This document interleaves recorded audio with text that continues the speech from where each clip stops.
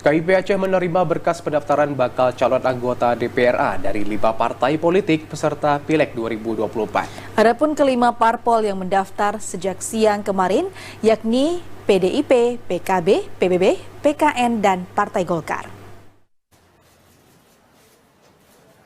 Pengurus parpol datang bergantian sejak pukul 13.30 hingga pukul 16 waktu Indonesia Barat.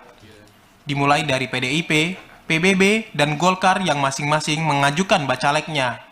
Rata-rata mendaftarkan 81 bakal calon anggota DPRA di 10 daerah pemilihan.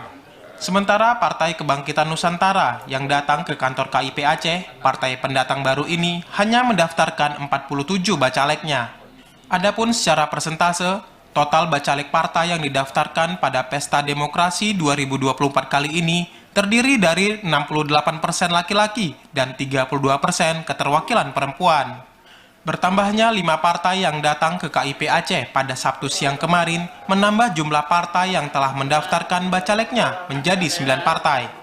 Sebab pada pagi harinya terdapat 4 partai yang mendaftar bacalek, yakni Partai Gabhat, P3, Partai Gerindra, dan Demokrat.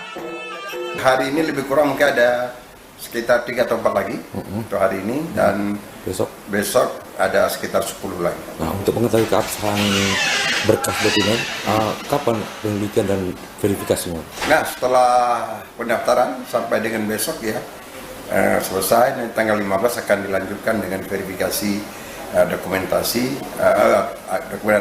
pada partai politik. Menurut Ketua KIP Aceh, Samsul Bahri, hingga hari ke-13 pendaftaran, baru ada 13 dari 24 parpol yang mengajukan bacalek dan 26 dari 33 orang mengajukan anggota DPD RI. Dari Banda Aceh, Fajariana TVRI Aceh melaporkan.